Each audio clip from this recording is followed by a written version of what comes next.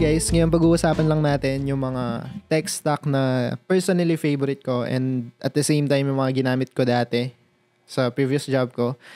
So, para sa mga first time dito, so I'm Jeremiah. I was a full stack developer in a company and halos more than 2 months ago, I quit my job to pursue content creation. By the way, yung tech stack pala, kapag sinabing tech stack, ito yung mga technologies na ginagamit sa paggawa ng app. So, it can be programming language or framework, ganyan. So, like, for example, JavaScript, MERN stack, ganyan. For example, MongoDB, Express, React, Node.js, yan. So, yung full stack app. So, ano ba yung mga ginagamit doon? So, before tayo pumunta dun sa go-to or favorite kong tech stack, pag-usapan muna natin yung mga tech stack na ginamit namin sa work dati. So, ang gamit namin noon is para sa programming language, JavaScript, Python. JavaScript is obviously sa front end, so JavaScript, tapos yung framework nun is React, tapos sa Python naman, Flask, tapos Material UI for the design, GraphQL. Yan. So, yun lang naman mainly yung mga ginamit namin. And may comment doon, hindi ko masyadong gusto yung sa may bandang back-end side niya, yung Graphene library. And also yung SQL Alchemy pala, hindi ko din masyadong gusto yun, lalo na yung documentation nila sobrang hindi rin maganda. Yun, dahil ginamit namin noon is MySQL. So basically, dahil nga ginamit namin Flask, so gumamit kami ng SQL Alchemy. Ganun. So guys, yung mga sinasabi kong ganito, feel free to research yung mga yon para magkaroon kayo ng idea. So kung hindi nyo alam yung mga terms na sinasabi ko o yung mga technologies na yon, it's normal. Kasi lahat tayo nag-start naman sa walang alam. So feel free na pause nyo tong video tapos tingnan nyo yung kung ano yung sinasabi ko. Okay, the next one. So eto naman, etong tech stack na to, eto yung personal favorite ko. Lalo na kasi ako, more on web naman talaga ako, like web apps, ganyan. So, etong tech stack na to, ito yung ginamit ko para sa portfolio, sa blog site ko, and also, ito yung ginamit ko for, actually, parang halos lahat ata ng mga side projects na ginagawa ko, ito yung gamit ko. So, ito ay JavaScript, yung programming language, tapos yung framework is Next.js. So, para sa mga hindi nakakalam sa Next.js, guys, Next.js is para siyang framework ng framework. Like, it is React-based kasi. So, parang ganito yan. Yung React is, alam naman natin na yung framework, kapag sinabing framework, kaya nabuo yung isang framework dahil pinapadali niya yung buhay natin. Parang gano'n, di ba? Like, for example, yung React. Yung React is for single-page application na ang hirap gawin kapag pure vanilla JavaScript lang yung gamit natin. Kaya nabuo yung React. Ngayon, parang may nakita ata silang flaws sa React kaya nila nagawa yung Next.js.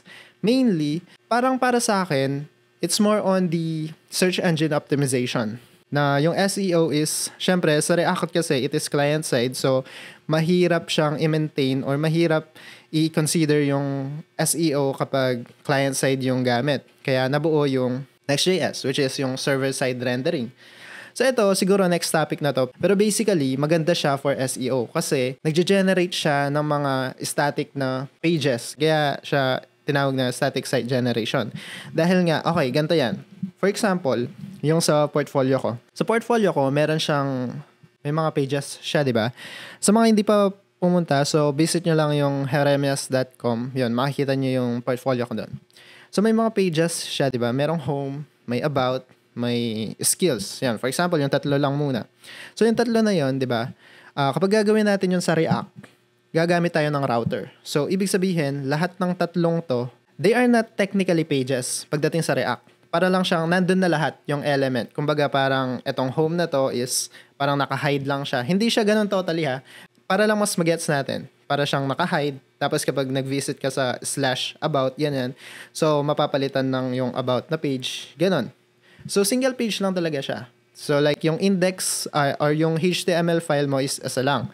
Pero, sa Next.js, yung tatlong pages na yun, like yung, kunyari, yung home, ganyan, during build time sa Next.js, magkakaroon ng isang page, which is yung, let's say, home.html, about.html, tapos yung skill.html. So, di ba? Parang familiar, di ba? PHP. Parang ganun siya. Pero, ang gagawin mo, hindi na siya ganun na tigi-isa. Dahil gagawin niya is, i-generate niya during build time yung mga ganun. So kung hindi nyo masyadong nagigets to, pwede kayong tumingin ng mga tutorials sa YouTube about Next.js.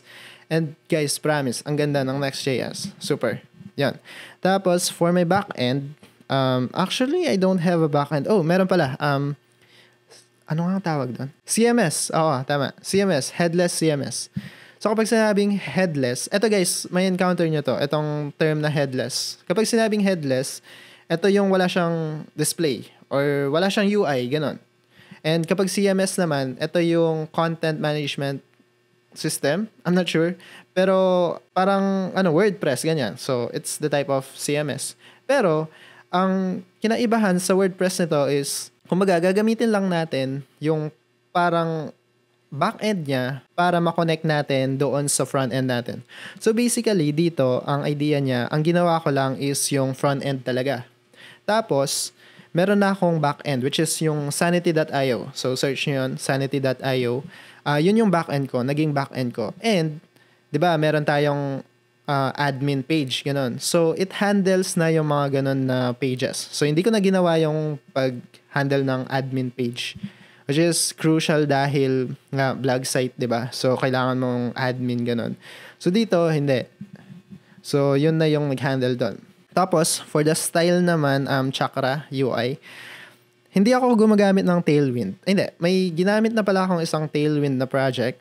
May ginamitan na ako ng Tailwind sa isang side project. Pero that's more of a parang itatest ko lang or tinry ko lang siya. And my comment is, I don't know, hindi ko siya masyadong gusto dahil parang madumi siyang tignan dahil nandun lahat sa class name. Pero I get the idea na hindi mo na kailangan ng separate CSS file para dito, like lahat nasa JSX na, ganun. Pero hindi ko lang siya gusto. Ganun. Pero try nyo yung Chakra, guys. Kasi yung Chakra, sobrang, ewan ko, ang ganda niya lang tignan dahil mas organized siya compare sa Tailwind na ilalagay mo lang lahat sa class name, ganun. Pero ito, I promise, yung syntax niya is madaling intindihin. Yun, for the style. Ano pa bang ginamit ko? Actually, parang that's it na ata. Yun. Next naman, ito yung startup na idea na ginagawa ko. Ito yung currently na pinaglalaanan ko ng time talaga. Yung tech stack na ginagamit ko dito is Flutter.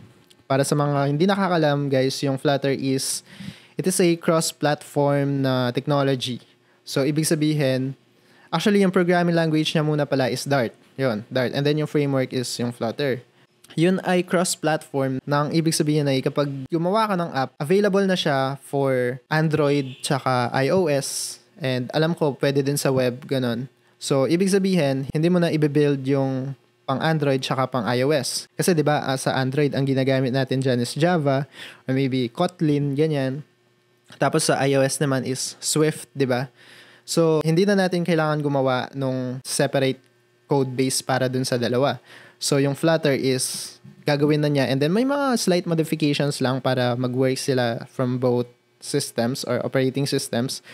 Pero, yun yung point niya. Kaya, tinawag na cross-platform. So, yun. Flutter. Ano pa ba? Actually, yun. Firebase. Okay. Ito naman pala, itong Firebase, guys, backend as a service, I think. Backend as a service siya. Think of it as, hindi siya SQL. Hindi siya SQL, no SQL siya. Parang MongoDB. So, kung familiar kayo sa MongoDB, yun, para siyang ganon. Tapos, hinahandle na lahat ni Firebase yung authentication, yung database, ganon. So, hindi na ako kailangan parang isa-separate ko pa yon. And isang maganda pa dito is they are built or developed by one company which is Google. And yeah, so kung tatanungin niyo ako, guys, ano yung pinaka-favorite ko dito? Actually, ngayon I'm into I'm into software development eh. I'm into mobile app development ngayon eh. So I can say na Flutter as of now.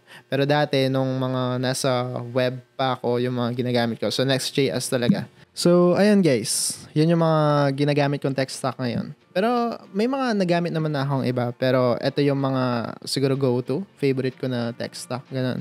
Kayo guys, curious ako kung anong ginagamit yung tech stack. So, pwede kayo mag-comment guys para makita ko yun.